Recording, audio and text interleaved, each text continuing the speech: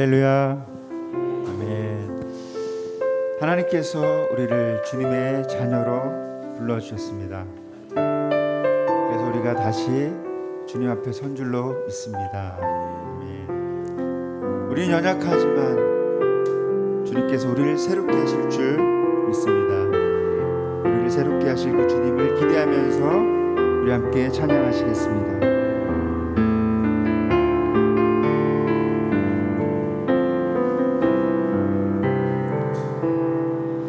많은 이들 말하고 많은 이들 노래는 하지만 정작 가지 않는 길 두려운 생각보다 많이 힘들고 험한 길보다 그저 말로만 가려기에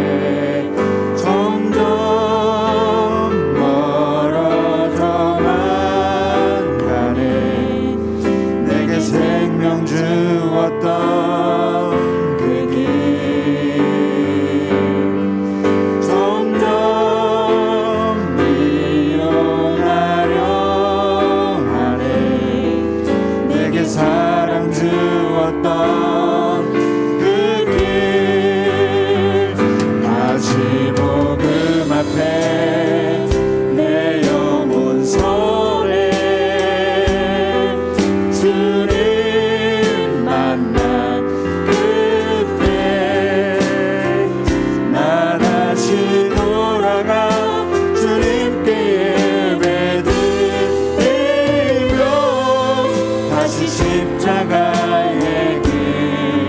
다시 한번 고백하며 찬양하시겠습니다.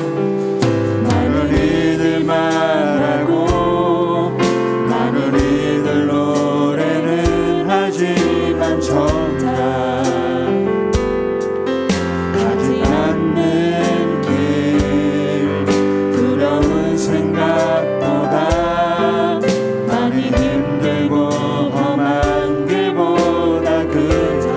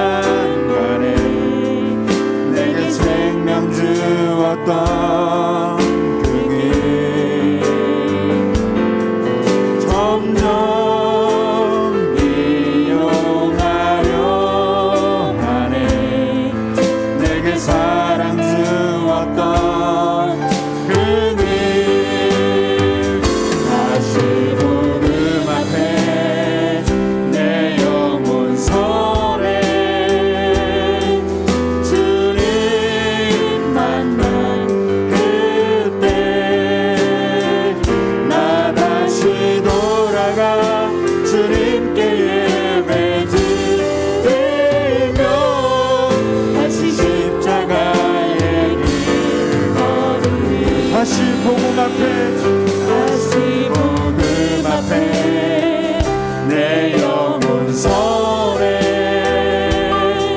주님 만날 그때 나 다시 돌아가 주님께 예배드리며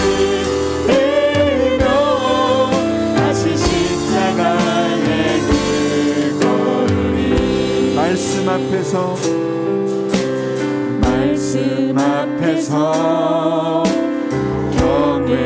경외함으로 주께 홀로 섭니다. 생명의 말씀 읽고 순종해 주를 예배합니다.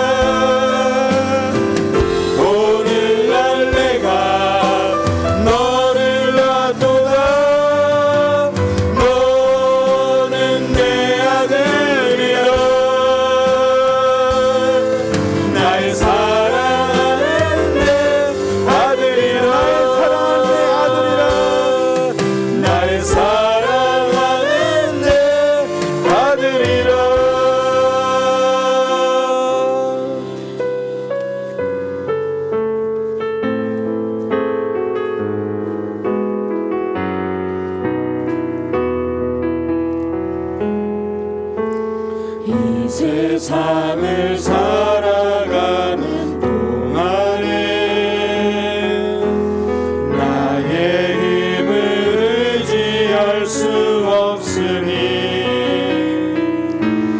기도하고 낙심하지 말 것을 주께서 참 소망이 되심이라.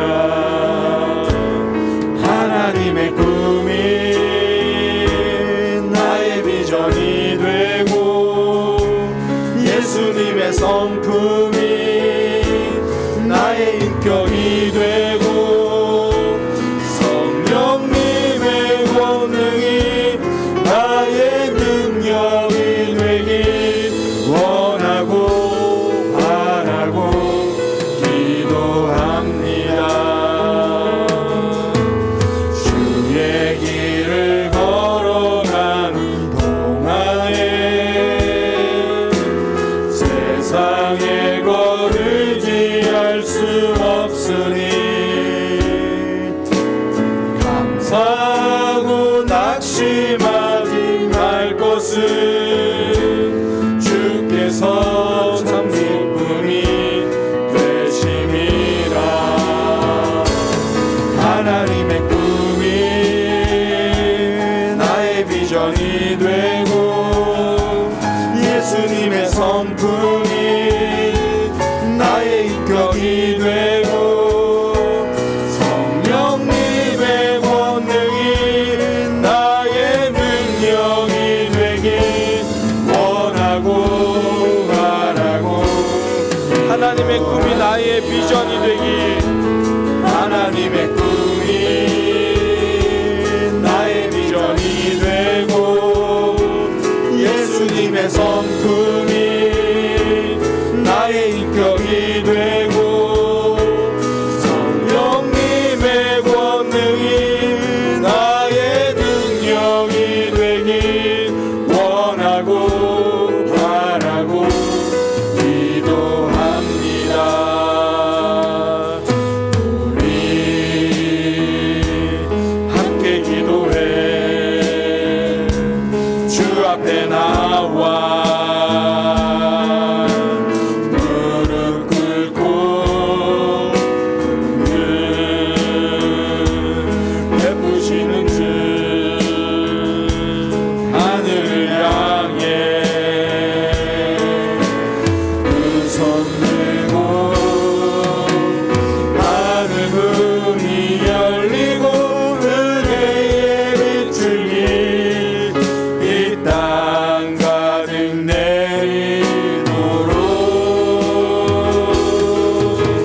마침내 주 오셔서 의의 빛줄기 우리 위해 우리 함께 기도해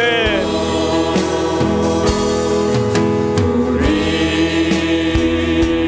함께 기도해 주 앞에 나와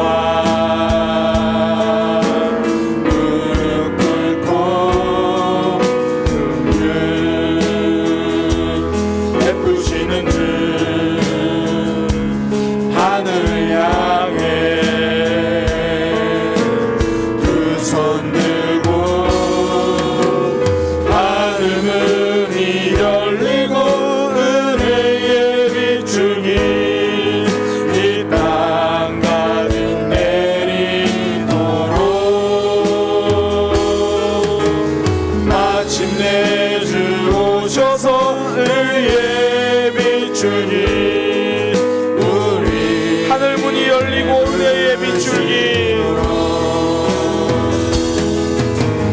하늘 문이 열리고 은혜의 비추기 이 땅 가득 내리도록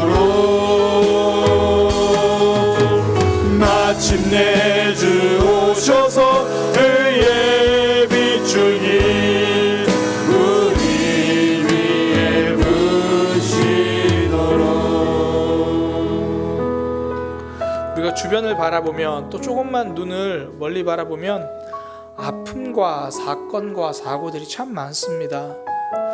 이번에도 또 터키에서는 또 광산이 폭발이 일어났고요. 우크라이나에서는 여전히 미사일과 전쟁 죽음의 소리들이 가득하고 우리가 한때 기도했던 미얀마 사태는 아직도 계속 이어지고 있거든요. 우리 주변에는 우리가 보고 있고 또 보지 못하는 여러 가지 아픔들과 또 상처와 심지어 죽음이 있습니다. 그럼에도 불구하고 하나님이 우리를 오늘 지켜주셔서 예배하게 인도해 주셨습니다.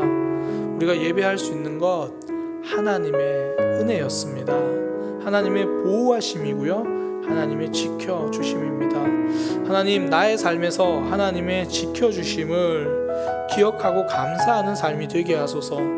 또 하나님의 인도하심과 보호하심이 필요한 그곳에는 하나님의 역사가 있게 하여 주옵소서. 우리 그렇게 기도하고요, 오늘 예배 하나님께 온전히 드리는 떨림의 예배가 되게 해달라고 그렇게 함께 기도하도록 하겠습니다. 기도하겠습니다.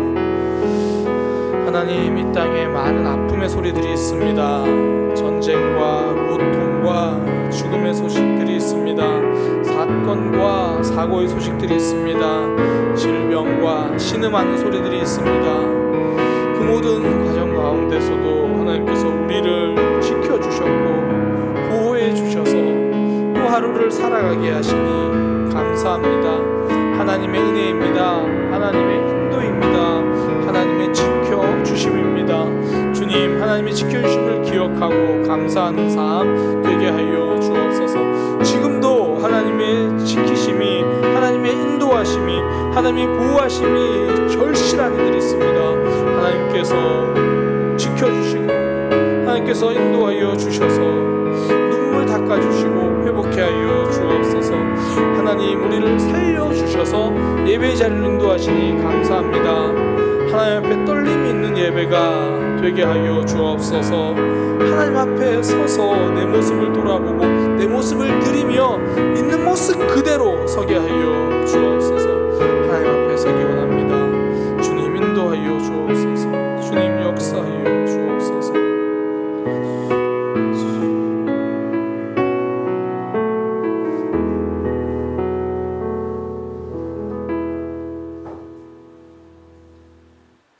천지를 창조하시고 우리의 주인 되시는 하나님 아버지를 찬양합니다. 우리를 구원해 주시고 놀라운 사랑으로 우리를 지켜주시는 하나님 아버지께 깊은 감사와 영광을 올려드립니다. 하나님 아버지, 일상에 지쳐 몸과 마음이 힘들지만 이렇게 예배의 자리로 인도해 주시니 감사합니다. 부끄러운 마음으로 지난 한 주간의 삶을 주님께 아뢰옵니다. 하나님을 기쁘시게 한 적이 얼마나 있었는지 차마 말씀을 드리기가 어렵습니다. 주의 자녀로서 거룩한 삶으로 세상의 빛과 소금 된 역할을 하며 살았는지 그저 부끄러울 따름입니다. 누군가를 정죄하고 세상에 휩쓸리며 강팍한 마음으로 세상 사람들과 구별되지 못했음을 탄식하며 고백합니다. 주님, 우리의 삶을 용서해 주시고 주의 자녀답게 살 수 있도록 용기와 지혜와 관용을 주시옵소서. 우리의 눈이 하나님의 눈처럼 사랑으로 세상을 보게 하소서. 우리의 코가 하나님의 향기만 맡게 하시고 우리의 입이 오직 주님의 말씀만 전하게 하소서. 우리의 손에 주님의 손을 포개 연약한 자들을 돕게 하시고 우리의 발길이 세상의 기쁜 자리보다 아픈 자와 슬픈 자를 위로하는 자리로 향하게 하소서. 우리의 필요를 가장 잘 아시는 주님, 사랑의 교회 모든 지체들의 기도를 들으시고 가장 좋은 방법과 방향으로 채워주시옵소서. 건강과 물질과 관계 등 우리의 모든 문제들을 주님께 내려놓고 고백할 때 응답받는 역사가 있게 하소서. 무엇보다 사랑의 교회 모든 지체들에게 성령을 내려주시옵소서. 성령의 권능으로 우리의 삶이 변화되게 하소서. 범사에 감사하고 매일 기도하며 성령 충만함으로 주의 자녀다운 삶을 드러내게 하소서. 권능의 주님, 오늘도 이 시간 예배에 집중하게 하소서. 주님과 진지하게 교제하는 시간이 되게 하소서. 모든 근심, 걱정, 염려가 해소되는 시간이 되길 원합니다. 단위에 세우신 박명수 목사님을 통해 전해진 주님 말씀에 아멘으로 순종하게 하시고 우리의 삶이 변화되는 역사가 있게 하여 주시옵소서. 언제나 우리를 사랑하시고 언제까지 우리를 위해 기다려주시는 존귀하신 우리 주 예수 그리스도 이름으로 기도합니다.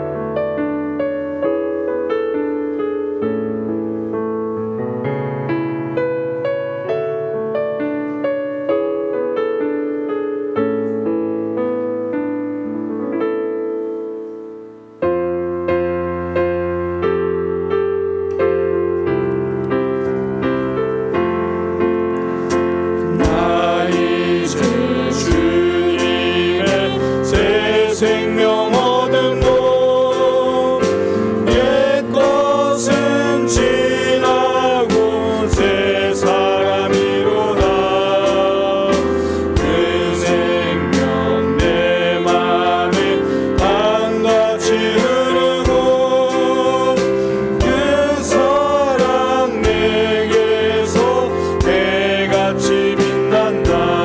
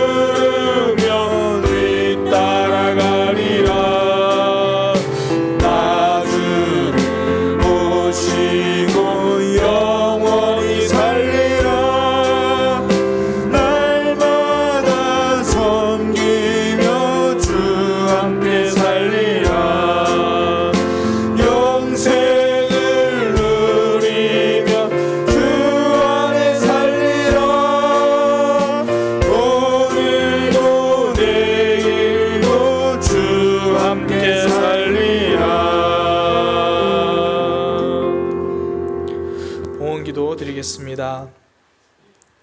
하나님, 우리에게 새 생명 주셔서 오늘 하루를 살게 하시고 우리에게 믿음을 주셔서 하나님 앞에 예배하게 하시니 감사합니다. 오늘도 하나님 앞에 예배하면서 또한 물질을 드립니다. 하나님께서 우리에게 주셨음을 고백하는 마음으로, 또한 우리가 하나님 붙들고 살아가는 인생임을 고백하는 마음으로 이 물질을 드리니, 이 물질이 쓰이는 곳곳마다 하나님의 사랑이 드러나고 하나님의 나라가 확장되는 역사가 있게 하여 주옵소서. 하나님, 이 땅을 살아갈 때 물질이 필요합니다. 주님께서 공급하여 주시고 채워주시고 부어주셔서 물질로 인하여 어려움 당하지 않도록 인도하여 주옵소서. 하나님, 믿음으로 살아갈 때에 물질 때문에 시험되고 흔들릴 때가 있습니다. 그때마다 우리에게 믿음 주시고 용기 주셔서 하나님만 붙들고 살아가는 믿음의 백성 되게 하여 주옵소서. 예수님의 이름으로 기도드립니다. 아멘. 교회 소식입니다. 예배에 참석하신 분들을 주님의 이름으로 환영합니다. 반갑습니다. 가을 신방 신청 받으려고 합니다. 제가 원래 우리 교회 와서 신방을 이제 봄에 가능하면 전 가정을 이렇게 방문해서 가정에서 예배드리고 신방을 했었는데요. 코로나 이후로 가다가 중간에 계속 끊겼어요. 올해는 다 하기거니 생각했는데 올 2월에 또 이 장안동에 코로나가 심하게 와서 2월 달 또 온라인 예배를 드리면서 또 끊겼기도 하고요.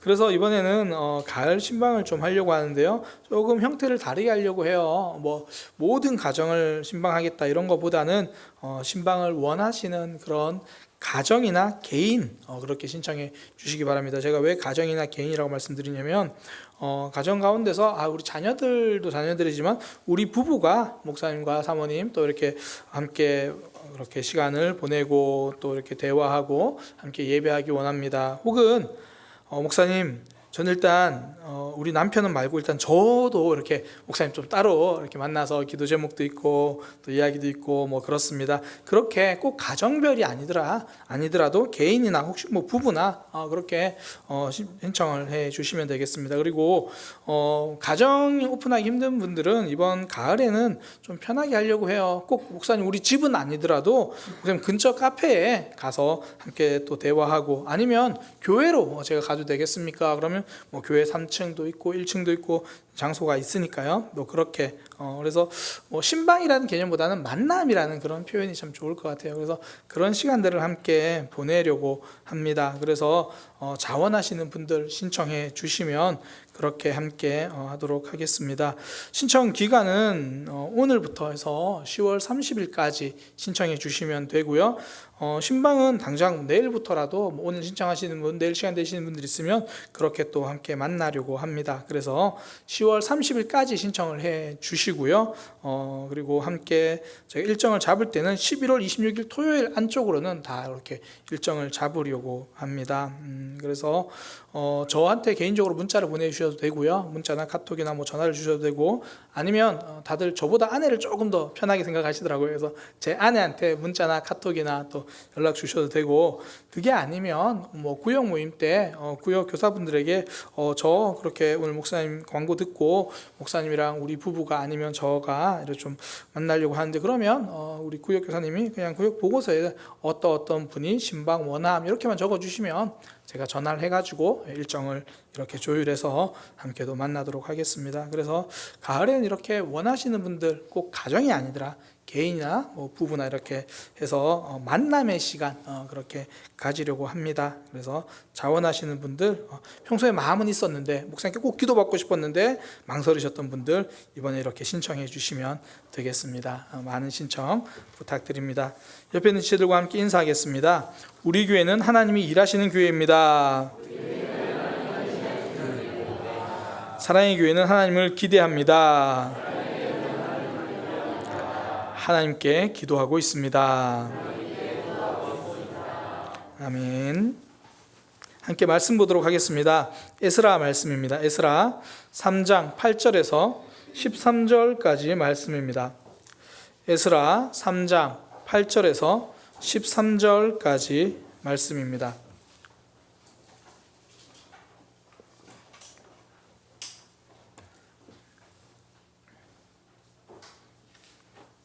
에스라 3장 8절에서 13절까지 말씀입니다. 공독하겠습니다. 예루살렘에 있는 하나님의 성전에 이른 지 2년 둘째 달에 스알디엘의 아들 수룹바벨과 요사닥의 아들 예수아와 다른 형제 제사장들과 레위 사람들과 무릇 사로잡혔다가 예루살렘에 돌아온 자들이 공사를 시작하고 20세 이상의 레위 사람들을 세워 여호와의 성전 공사를 감독하게 하매 이에 예수아와 그의 아들들과 그의 형제들과 감미엘과 그의 아들들과 유다 자손과 헤나다 자손과 그의 형제 레위 사람들이 일제히 일어나 하나님의 성전 일꾼들을 감독하니라. 건축자가 여호와의 성전의 기초를 놓을 때에 제사장들은 예복을 입고 나팔을 들고 아삽 자손 레위 사람들은 제금을 들고 서서 이스라엘 왕 다윗의 규례대로 여호와를 찬송하되 찬양으로 화답하며 여호와께 감사하여 이르되 주는 지극히 선하심으로 그의 인자하심이 이스라엘께 영원하시도다 하니 모든 백성이 여호와의 성전 기초가 놓임을 보고 여호와를 찬송하며 큰 소리로 즐거이 부르며 제사장들과 레위 사람들과 나이 많은 족장들은 첫 성전을 보았으므로 이제 이 성전의 기초가 놓임을 보고 대성통곡하였으나 여러 사람은 기쁨으로 크게 함성을 지르니 백성이 크게 외치는 소리가 멀리 들림으로 즐거이 부르는 소리와 통곡하는 소리를 백성들이 분간하지 못하였더라. 아멘. 옆에 있는 분들과 함께 인사하겠습니다. 우리는 하나님 안에서 다시 시작합니다. 한 번 더 인사하겠습니다. 우리는 하나님 안에서 다시 시작합니다. 이제 정말 가을이 깊어가고 있죠. 가을 그러면 이 사람들에게 어떤 시가 생각나냐 그러면 많은 사람들이 이 정현종 시인의 방문계획이라는 시가 가을이랑 잘 어울린다 그런 이야기를 하더라고요. 제가 예전에 한번 소개한 적이 있는 시인데 뭐 이런 거죠. 사람이 온다는 것은 실로 어마어마한 일이다. 그는 그의 과거와 현재와 그리고 그의 미래가 함께 오기 때문이다. 한 사람의 일생이 오기 때문이다. 가을이랑 이 방문객이라는 시가 참 잘 어울린다 이야기를 하더라고요. 이 정현종 시인이 쓴 시인데요. 제가 최근에 이 시인의 다른 시를 읽게 되었습니다. 이 제목이 떨어져도 튀는 공처럼 이라는 시거든요. 떨어져도 뛰는 공처럼. 그 시가 이렇게 됩니다. 떨어져도 튀는 공처럼. 그래 살아봐야지. 너도 나도 공이 되어 떨어져도 튀는 공이 되어 살아봐야지. 쓰러지는 법이 없는 둥근 공처럼 탄력의 나라의 왕자처럼 가볍게 떠올라야지. 곧 움직일 준비되어 있는 꼴 둥근 공이 되어 옳지 최선의 꼴 지금의 내 모습처럼 떨어져도 튀어오르는 공 쓰러지는 법이 없는 공이 되어. 시인은 둥근 공을 보면서 그런 생각을 한 것 같아요. 둥그니까 넘어짐의 모습이 없구나. 쓰러지는 법이 없구나. 어딜 가도 어떤 모양도 둥그니까. 무엇보다 우리도 뭐 축구공이나 농구공을 땅에 떨어뜨려 보면 알지만 땅에 떨어졌음에도 불구하고 다시 튀어오르는 그 공의 모습을 보면서 인생을 생각한 거죠. 우리 인생 떨어지는 것처럼 보여도 바닥으로 주저앉는 것처럼 보여도 결국 다시 튀어오르는구나. 그 탄력성이 우리에게 있는구나. 삶이 한번 떨어진다고 해서 끝나는 게 아니거든요. 다시 튀어오를 수 있죠. 신앙생활 하다가 사실 내가 좀 주춤거리고 좌절하고 약간 물러설 때가 있죠. 그러나 그것이 우리 삶의 끝은 아니거든요. 그런 의미에서 이 다시 일어선다는 것 참 멋있는 모습인 것 같아요. 그러니까 넘어지지 않는 것도 멋있죠. 그런데 넘어졌다가 다시 일어서는 모습, 한번 좌절했는데 다시 시작할 수 있는 모습, 되게 멋있는 것 같아요. 우리가 에스라 지금 말씀을 계속 살펴보고 있잖아요. 그 어떤 성경보다 에스라는요, 이 다시 시작하는 모습을 잘 보여줘요. 포로로 잡혀갔다가 다시 돌아온 이스라엘 백성, 다시 돌아온 가나안 땅에서 굉장히 황폐하고 무너진 그 땅에서 다시 하나님의 성전을 세우는 그 모습, 신앙을 다시 시작하는 거죠. 하나님을 향한 마음을 다시 시작하는 거죠. 내 삶에 무너졌던 부분들을 다시 시작하는 거죠. 무너졌던 자리에서 다시 시작하는 것. 사실 70년 만에 돌아와 보니까 엉망이죠. 황폐하고 다 무너져 있고, 그 실패의 자리에서 다시 해보자. 하나님 말씀이니까 다시 우리가 성전을 세워 가자. 하나님은 우리가 절망과 실패의 자리에 머물러 있기를 원하지 않으시거든요. 너희가 포로로 잡혔던 그 삶, 그 포로의 자리에 머물러 있지 말고 다시 하나님 붙들고 회복될 수 있는, 다시 시작할 수 있는 자리로 가자. 이게 하나님의 마음이죠. 그러니 성도는요, 하나님 안에서 다시 시작합니다. 하나님의 역사가 그래요. 에스라 말씀처럼 아까 제가 나눈 것처럼 에스라에서도 그렇게 다시 70년 만에 다시 시작하게 하신 하나님. 예수님의 사역을 봐도 그렇죠. 예수님 십자가에 달려 돌아가시니까 사람들이 절망해요. 이제 끝났겠구나. 그리고 예루살렘을 등지고 예수님과 함께 했던 그 자리를 등지고 엠마오로 돌아가려던 두 제자가 있었는데 예수님이 그 자리에 찾아가세요. 그리고는 그들의 발걸음을 돌이키게 만들죠. 실패의 마음으로 계속 가지 마라. 절망을 향해 걸어가지 마라. 모두가 끝났다고 말하지만 그 시점에서 다시 시작할 수 있다. 예수님이 찾아가셔서 돌이키게, 다시 예루살렘으로 다시 소망 가지고 오게 하시는 거죠. 무엇보다 결정적으로 우리 예수님 그러면 다시 시작함의 클라이막스가 죽음에서 다시 시작하셨습니다. 무덤에서 부활하셨습니다.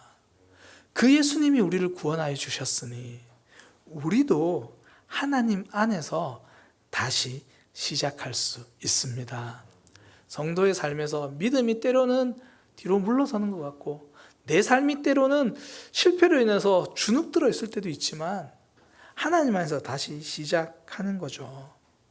오늘 그 다시 시작함에 대해서 함께 말씀을 나누는데요, 특별히 오늘 본문 말씀을 통해서 다시 시작하면은 이런 은혜가 있구나, 그 은혜를 두 가지를 좀 나누려고 해요.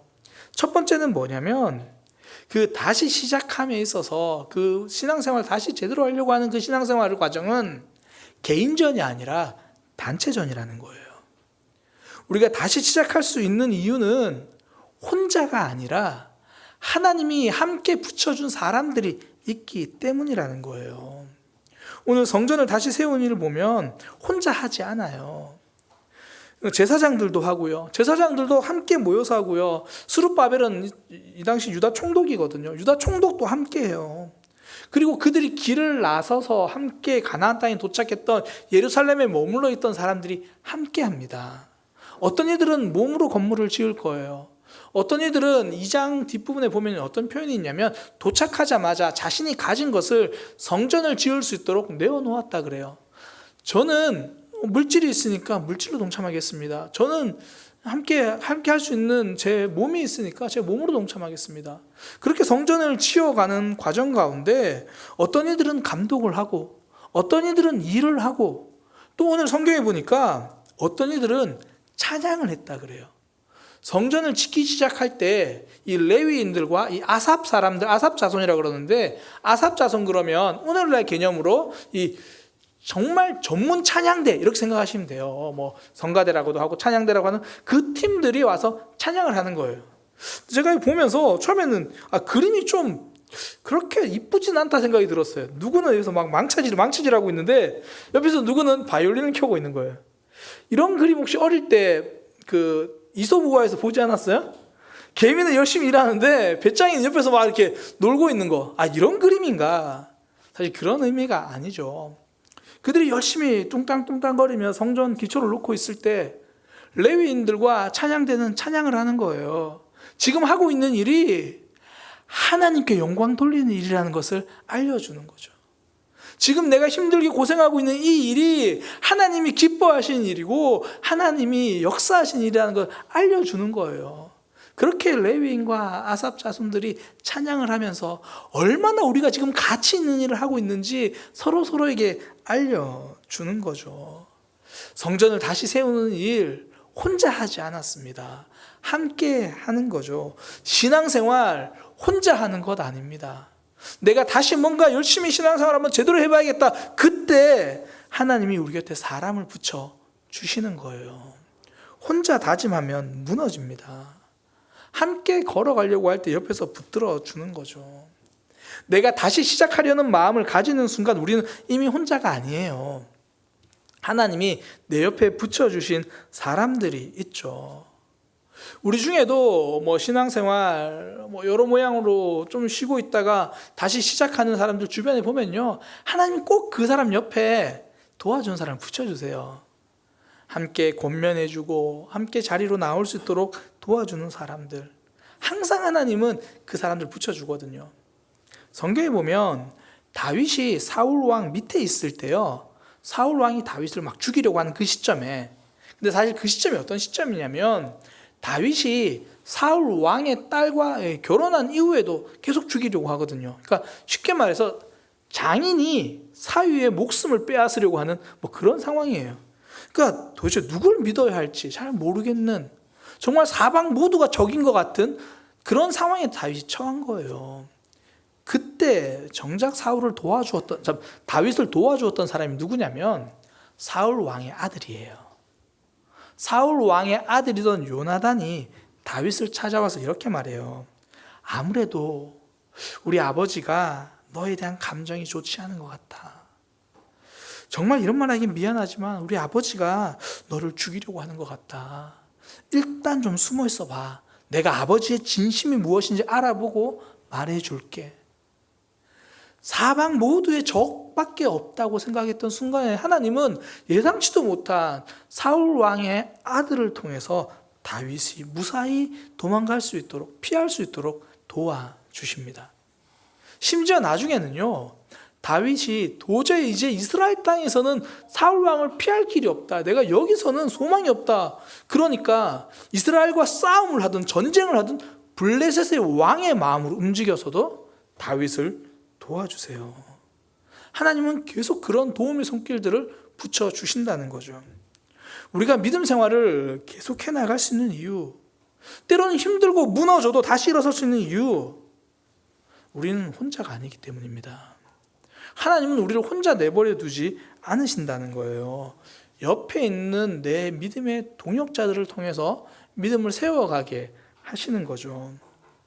전 요즘에 우리 구역교사분들과 이 구역 모임에 대해서 함께 나눔을 하면 우리 소그룹들이 정말 지금 그 역할들을 너무나 잘해가고 있음을 제가 많이 정말 깨닫고 느껴요. 우리 구역교사들이 나눔하시는 내용 중에서 주로 이런 내용들이 참 많아요. 구역원들의 나눔을 통해서 내 신앙이 다시 돌아보게 되고 깨닫게 되고 내가 좀 많은 것을 알게 된다. 그러니까 다른 사람의 나눔을 들으면서 또 내가 받은 은혜를 나누면서 내가 하나님께 도전받고 또 내가 결단하는 내용들을 선명하게 되는 거죠. 그러니까 혼자라면 완주하기 힘든 믿음의 길이잖아요. 그리고 좀 마음 잡고 이번에 말씀 봐야겠다, 마음 잡고 기도해 봐야겠다, 혼자 하면 다시 시작하기 어려웠던 길들을 구역 식구들과 함께 더불어 하게 되는 거죠. 그러니까 어떤 구역에서 뭐 그런 나눔도 한대요. 내가 좀 믿음을 하기 위해서 아침에 성경 말씀을 한번 올려볼게, 감사를 한번 적어볼게, 그렇게 구역방에 올리면서 내 마음 붙들고 다시 시작하는 거죠. 우린 그렇게 또 이렇게 2022년을 견디면서 믿음 생활을 하고 있습니다. 우리가 너무나 잘 아는 말 있잖아요. 빨리 가려면 혼자 가지만 멀리 가려면 함께 가야 한다. 믿음 신앙생활은 일생 동안 하고 끝나는 게 아니고요, 영생을 함께 누리며 하는 것이 신앙생활이에요. 그 무엇보다 멀리 가는 것이 신앙생활이거든요. 그러니까 하나님은 우리를 믿음의 공동체 안에 두신 거죠. 그러니까 신앙생활은 개인전이 아니라 단체전이에요. 더욱이 새롭게 시작하는 시점에서는 하나님이 반드시 옆에 있는 사람들 붙여주시는 거죠. 우리의 구원도 그렇게 시작하셨잖아요. 누군가가 손 내밀고 누군가가 연락해주고 누군가가 기도해줘서 이 자리에 나왔잖아요. 어떤 분들은 그렇게 생각을 해요. 저는 혼자 나왔어요. 아니요, 반드시 누군가의 눈물의 기도가 있었습니다. 내가 기억하지 못하지만 반드시 누군가는 권면했던 순간들이 있었어요. 단지 그때는 마음이 없으니까 생각지 못하다가, 하나님은 우리를 이 자리로 불러오시는 과정 속에서도 함께 일하게 하시는 거죠. 그러니까 주변에 사람들이 있다는 것을 보여주세요. 근데 사단이 하는 역할이, 사단이 하는 이 교활함이 뭐냐면, 우리가 실패와 절망을 경험하고 있을 때 그 실패와 절망을 경험한 사람 찾아와가지고 넌 혼자야 이렇게 속삭여요. 계속 고립되게 만들어요. 고립을 선택하게 하거든요. 그 노벨 문학상을 받은 그 남아프리카 공화국 출신의 네이딘 고디머라는 사람이 이렇게 말했습니다. 사람들이 여러 번 거절을 당하게 되면 나중에는 활짝 열린 문, 두 팔 벌린 초청에도 그걸 받아들이지 못하고, 그런 모습을 보고도 너무 늦었다고 말하면 그걸 거절한다는 거예요. 그동안 계속 거절을 당하면 누군가 정말 활짝 열고 환영을 해줘도 그 초청을 거절하면서 나의 자존감을 세운다는 거예요. 계속 실패를 경험하면서 자신도 어느 순간에 다른 사람에게 노라고 말하는 거예요. 내가 저 사람을 거절을 하면 저 사람을 아프게 할 수도 있다는 걸 확인한 거죠. 그래서 상대방을 아프게 하면서 나의 아픔을 보상받으려고 하는 거예요. 계속 거절받았으면 나도 모르게 거절하면서 서로 아픔을 주고받는다는 거죠. 그러니까 어느 순간에 내가 선인장이 되어버린 거예요. 손을 내미는 사람의 손에 가시로 찔러서 피를 나게 하고요. 나를 안아주려는 사람의 몸에 상처를 줍니다. 이게 사단의 전략이거든요. 손잡지 못하게 하고, 품에 안기지 못하게 하고, 상대방의 손을 보지 못하게 하고, 그 손을 보아도 거절하게 만드는 것. 사단이 이렇게 속삭일 때 하나님은 정반대로 일하세요. 하나님이 아담을 창조하신 이후에 하나님이 뭐라고 하셨냐면, 창세기 2장 18절에 보면 여호와 하나님이 이르시되, 하나님이 말씀하셨습니다. 어떻게요? 사람이 혼자 사는 것이 좋지 않다. 내가 그를 위해서 돕는 배필을 지으리라. 혼자 고립되어 있는 것, 그건 내 뜻이 아니다. 그래서 내가 그를 도와줄 수 있는 배필을 만들어주겠다. 더 이상 혼자가 아니라는 거예요. 평생 함께할 배우자 하와를 보내주십니다. 저는 이 메시지가 단순히 부부관계에만 국한된다고 생각하지 않습니다. 하나님은 우리를 혼자 고립되도록 내버려두지 않으신다는 거예요. 나의 10대를 돌아보면 하나님 이 사람을 붙여주셨고, 나의 20대, 30대를 돌아보면 저 사람을 붙여주셨고, 나의 40대, 50대, 나의 지금까지 지난 생활을 돌아보면 사람은 바뀌었을지 몰라도 항상 내 곁에 사람을 붙여주셔서 내 평생에 혼자인 적이 없게 하셨다라는 거예요. 믿음의 길 가는 그 평생에 하나님이 항상 사람을 붙여주시죠. 이 세상에 태어나는 그 순간에도 부모님과 가족을 통해 우리가 함께 있음을 경험하게 해주시잖아요. 저도 지금까지 사역을 하면서 돌아보면요, 힘든 일도 있었지만 힘이 되는 일도 참 많더라고요. 제가 모교회가 울산에서 이제 주일학교 다니던 교회를 처음 떠나게 된 게 신학교를 들어가서거든요. 대전에 있는 신학교를 들어가면서 거기 있는 교회에 출석을 했어요. 근데 거기서 만난 목사님이, 거기서 만난 그 동역자들이 지금까지 연락을 하고 지냅니다.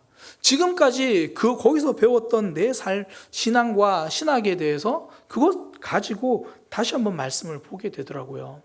그러니까 그때 나에게 힘이 되는 사람 하나님 붙여주셨어요. 그리고 나서 이제 첫 사역이라고 말할 수 있는 울산에서 주일학교 전도사로 사역을 할 때, 물론 그때 힘들게 되는 한 순간들도 있었죠.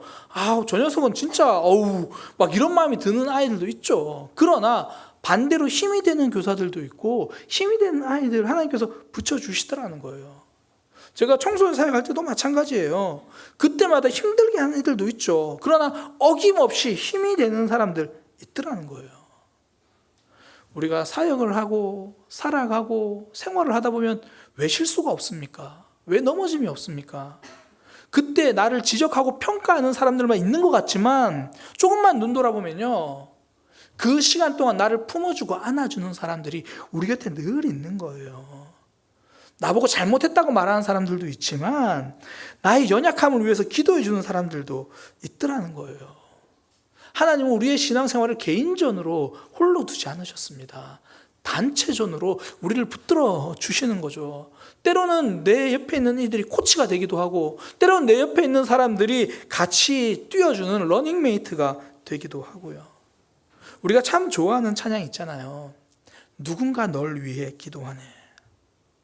당신이 지쳐서 기도할 수 없고, 눈물이 빗물처럼 흘러내릴 때 주님은 아시네 당신의 약함을, 사랑으로 인도하시네. 주님은 아신다고 하는데 후렴 부분에는 예수님이 기도한다고 말하지 않고 누군가 널 위해 기도하네. 당신이 내가 홀로 외로워서 마음이 무너질 때 누군가 널 위해 기도하네. 나는 다 몰라도 우리를 위해서 기도해 주는 사람이 있다라는 거예요. 어느 날 하나님이 저에게, 아니면 우리 지체들에게 한 사람이 자꾸 생각나게 하는 거예요. 그래서 그 사람을 위해서 기도하게 하시는 거죠. 그렇게 나를 위해서 기도해 주는 사람이 우리 곁에 있다는 거죠. 구역교사들 나눔을 하는데 어떤 분이 그런 얘기를 하시더라고요. 구역원들에게 이제 한 가지 권면을 할 일이 있었대요. 이 권면을 하기 위해서, 목사님, 제가 정말 많이 기도하고 권면했어요. 근데 그 말 속에 그 권면의 그 기도의 시간의 진심이 느껴지더라고요. 실제로 어떤 분들은 지쳐있는 이들에게 힘내라는 한마디를 하기 위해서 1시간을 기도하는 분들이 있어요.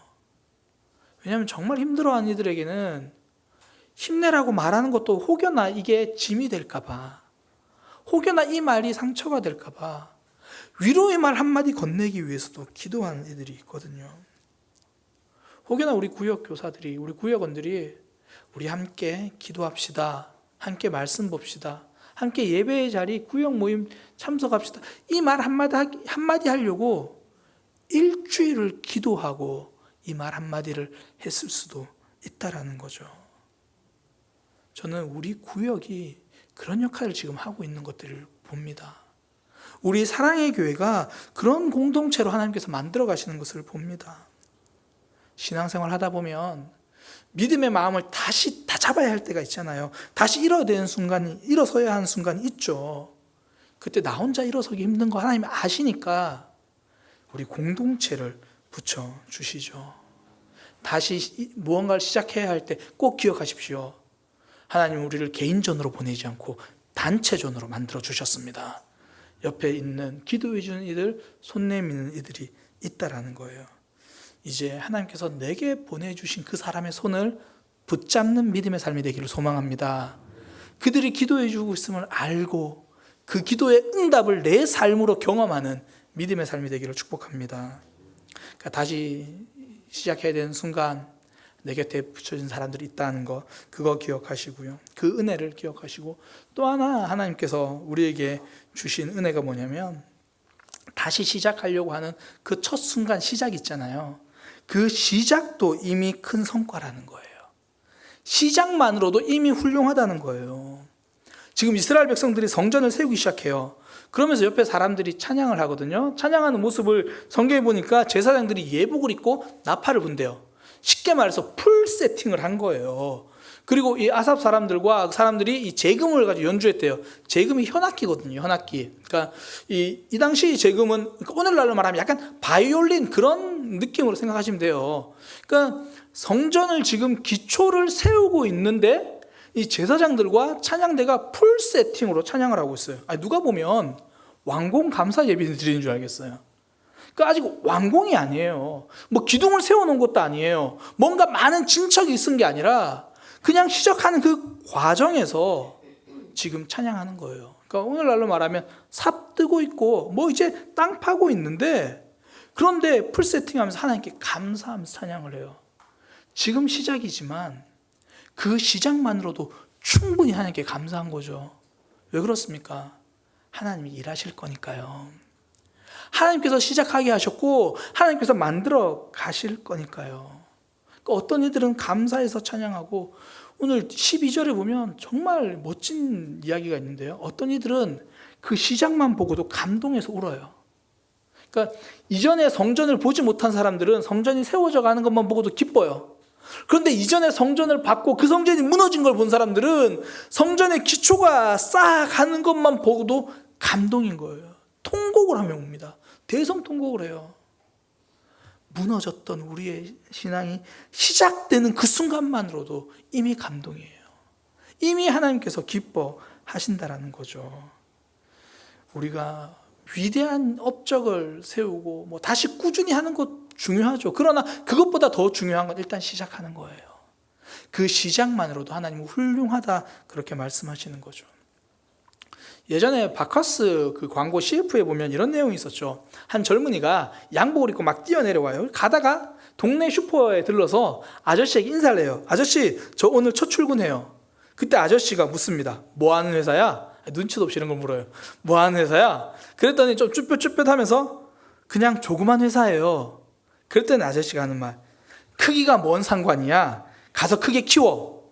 요즘 이런 얘기하면 이제 열정페이라고 막 이야기를 하지만 저는 이 광고가 지금도 좋아요. 크기가 뭔 상관이야? 가서 크게 키워. 내가 뭐 크게 키울 수 있어서 좋다는 게 아니고요. 우리의 신앙생활을 돌아보면 비록 내 시작은 작아도 나머지 더 크게 만드실 분은 하나님이라는 거예요. 그러니 내가 작게 시작했으면 이제 하나님의 일하심은 더 큰 거죠. 성도는 그걸 기대하는 사람이에요. 우리 사랑의 교회가 그랬잖아요. 처음 가정집에서 시작했잖아요. 처음 가정집에서 시작하고 그리고 저 옆에 있는 곳에서 그냥 건물 임대해서 하다가 정말 힘들고 어려웠지만 그 당시 애들 다 어리고 애들 키우기도 어려웠지만 이 건물 구입해서 지금은 1층, 2층, 3층, 4층 우리 교회가 다 쓰고 있잖아요. 시작만 보면 우리 힘으로 이거 너무 초라해 보일 수도 있어요. 그러나 하나님의 일하심이 더해지면 놀라운 역사가 일어나는 거죠. 시작도 하나님의 은혜로 하고 앞으로도 하나님이 만들어 가시는 것. 그러니 우리는 시작만으로도 감사하고 시작만으로도 기대할 수 있는 거예요. 시작만으로도 찬양할 수 있는 충분한 성과입니다. 시작만으로도 하나님을 기대할 수 있는 훌륭한 일입니다. 요즘 시작하는 TV 프로 중에요. 싱포 골드라는 합창 경연대회 프로그램이 있습니다. 아마 지금 3회까지 방영한 걸로 아는데 지난 주일에 나왔던 팀 중에 리 하모니라는 팀과 이 라온 제나라는 팀이 있었대요. 근데 이 두 팀의 공통적인 특징이 뭐냐면 노래를 너무 하고 싶었는데 오랫동안 못했던 이들이에요. 이제 제가 유튜브로 영상을 보니까 리 하모니의 경우에는 이 결혼 전에 이 노래를 하던 사람들이 많아요. 근데 결혼하고 나서 아이를 키우고 일을 하고 살림하느라 이제 노래할 수 있는 그런 상황이 안 되는 거죠. 그러다가 이제 이 오디션 프로그램이 있어가지고 이 참가하는데요. 시작부터가 감동이에요. 그러니까 무대에 설 수 있다는 것.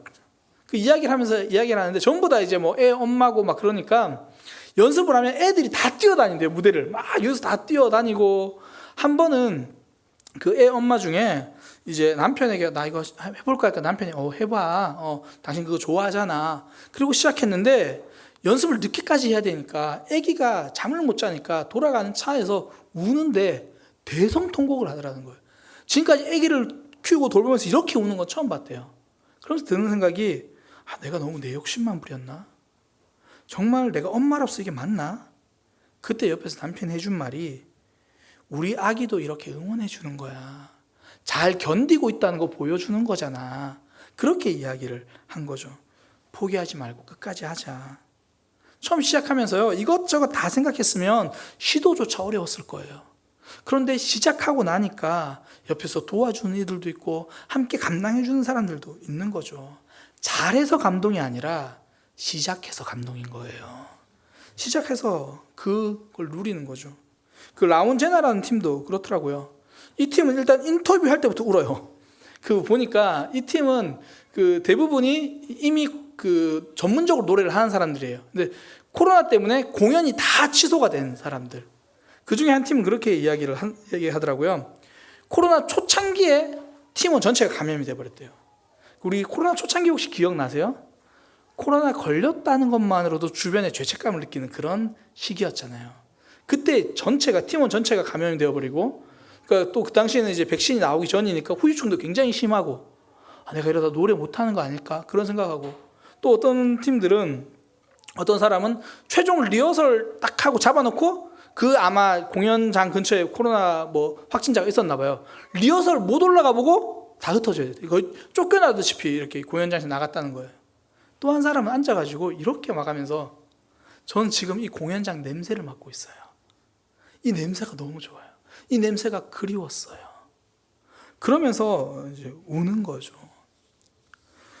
그들 중에 한 사람 한 사람이 내가 훌륭하게 노래를 얼마나 잘하느냐, 몇 등 하느냐, 통과하느냐, 이제 그거 안 중요하더라고요. 그건 나중 일이었어요.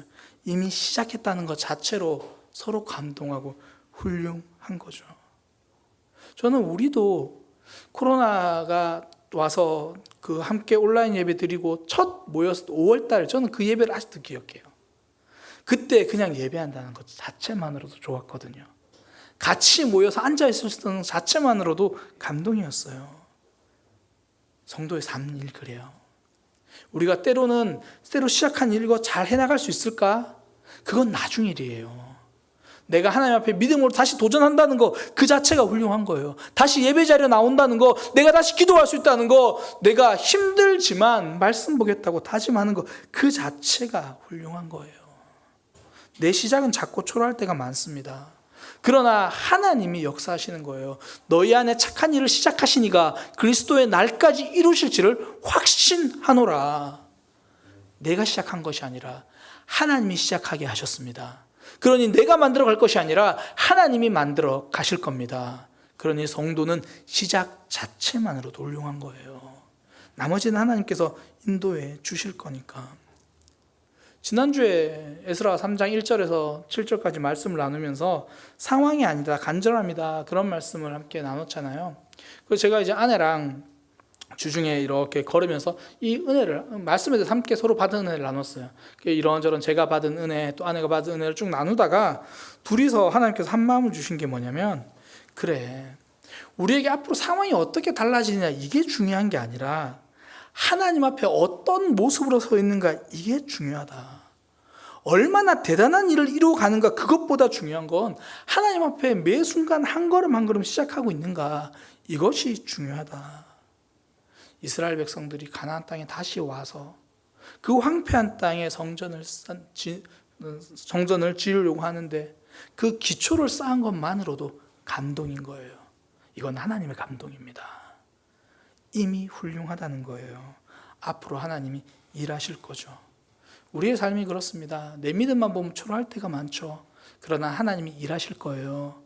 내 상황만 보면 이거 계속 해나갈 수 있을까 생각되는 거 많죠. 그러나 하나님이 하실 겁니다. 눈앞에 바다가 있어도 그것이 갈라지지 않으면 하나님이 우리를 그 위로 걷게 하실 거예요. 우리 이 시간 그 하나님을 함께 찬양하고 우리의 믿음의 결단을 찬양으로 고백하기 원합니다. 내게 허락하신 시련을 통해 나의 믿음 더욱 강하게 자라나고 험한 산과 골짜기 지나는 동안 주께 더 가까이 나를 이끄시네. 내가 하나님이 나를 붙들어 줄 것을 믿고 걸어갑니다. 우리 그렇게 함께 찬양으로 고백합니다. 내게 허락하신 시련을 통해 나의 믿음 더욱 강하게 자라나고 험한 산과 골짜기 지나는 동안 주께 더 가까이 나를 이끄시네. 내가 겪는 시험이 어렵고 힘겨워도 내 주님보다 크지 않네.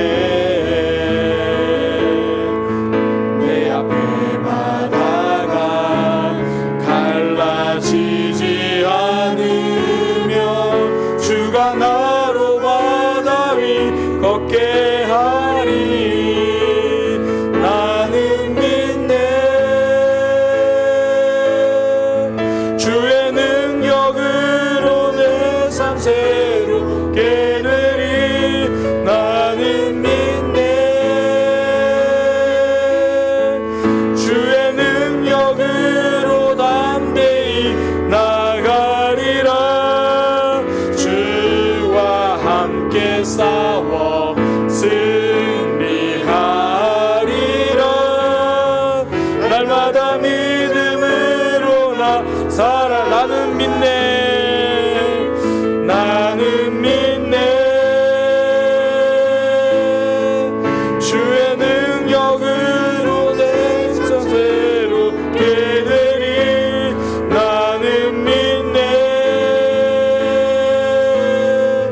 주의 능력으로 담대히 나가리라. 주와 함께 싸워 승리하리라. 날마다 믿음으로 나 살아가리. 우리 이 시간 들은 말씀을 기억하고 묵상하고 되새기면서 함께 기도하기 원합니다. 우리 삶은 날마다 다시 시작해야 되잖아요. 날마다 믿음 붙들고 서야 되잖아요. 그때 하나님은 우리 혼자 하라고 하지 않고 우리에게 공동체를 주셨어요. 사랑의 교회를 주셨고요, 나를 위해서 기도해 주는 사람들을 붙여주셨고요, 나에게 손 내밀어 주는 사람들을 하나님께서는 우리 곁에 주셨습니다. 하나님, 내가 나 혼자라는 생각을 버리고 옆에 있는 이들을 바라볼 수 있는 그 마음을 허락하여 주옵소서. 누군가 손 내밀어 줄 때 그 손 붙잡을 수 있는 용기를 주옵소서. 그렇게 기도하고요, 무엇보다 하나님, 망설이기보다 시작하게 하시고 망설이기보다 도전할 수 있는, 하나님을 기대하며 한 걸음 한 걸음 내디딜 수 있는 신앙이 되게 하여 주옵소서. 우리 그렇게 함께 기도하도록 하겠습니다. 기도하겠습니다. 하나님, 우리의 삶 하나님께 달려 있습니다. 하나님께서 붙들어 주셨고 하나님이 인도해 주셨습니다. 그래서 우리가 혼자가 아님을 고백합니다. 사단은 자꾸 혼자라고 말하고 자꾸 고립되어라고 말하고 자꾸 우리를 선인장 같은 모습으로 만들어 갑니다. 그러나 하나님은 우리가 더불어 살 수 있게 하십니다.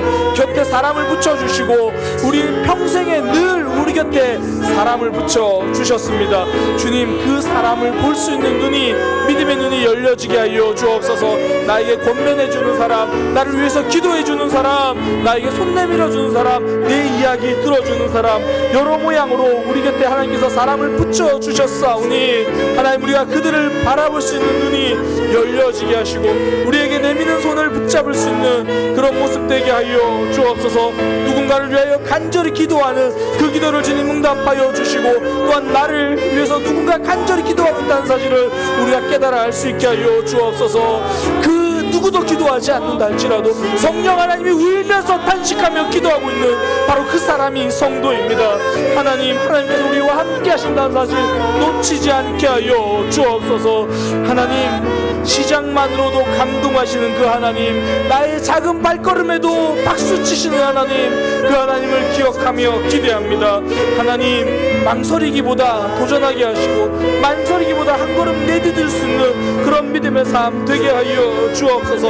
하나님이 일하실 것임을, 하나님께서 역사하실 것임을, 여기까지 인도하신 하나님, 앞으로도 이끌어 가심을 기대하고 주저하기보다 도전하며 한 걸음씩 걸어가는 믿음의 삶이 되게 하여 주옵소서. 주님, 인도하여 주옵소서. 하나님, 날마다 새로운 시작을 해야 하는데 두렵고 자신 없고 혼자인 것처럼 여겨질 때가 있습니다. 그때 나를 위해서 기도하고 있는 그 기도 소리가 마음에 울려지게 하여 주옵소서. 우리에게 손 내미는 사람들의 손이 보여지게 하시고 우리를 격려하며 지지하며 하나님이 보내주신 동역자가 우리 곁에 있음을 발견할 수 있는 믿음의 눈이 열려지게 하여 주옵소서. 누군가 나를 위해 간절히 울고 기도하고 있으며 무엇보다 성령 하나님이 우리를 위해 탄식하며 기도하고 있다는 사실을 놓치지 않게 하여 주옵소서. 새로운 시작이 두려울 때마다, 새로운 하루하루가 두려울 때마다 내 주변에 함께하는 믿음의 공동체에 볼 수 있는 눈이 열리게 하여 주옵소서. 주님, 시작은 하겠는데 그 다음 어떻게 이끌어 가야 할지, 이루어 가야 할지, 만들어 가야 할지 두렵고 자신 없습니다. 그러나 하나님은 우리의 시작만으로도 감동하시고 우리의 시작에 박수치며 지지해 주시는 그 하나님, 시작도 하나님이 하셨으니 만들어 가시는 분도 하나님이심을 기억하며 기대하게 하여 주옵소서. 여기까지 인도하신 하나님, 앞으로도 함께 하신다는 사실, 그걸 기억하며 시작의 걸음을 내딛는 삶이 되게 하여 주옵소서. 기도를 시작하겠습니다. 말씀을 시작하겠습니다. 사랑을 시작하겠습니다. 새로운 시작, 다시 일어나서 하나님께로 걸어가겠습니다. 하나님, 역사하여 주옵소서. 이제는 우리 주 예수 그리스도의 은혜와 하나님 아버지의 크신 사랑과 성령 하나님의 역사하심이 하나님 안에서 다시 시작하기로 결단하며 믿음의 공동체 가운데 새로운 시작을 만들어가기를 소망하는 모든 이들 위해 지금부터 영원까지 함께 하시기를 간절히 축원하옵나이다.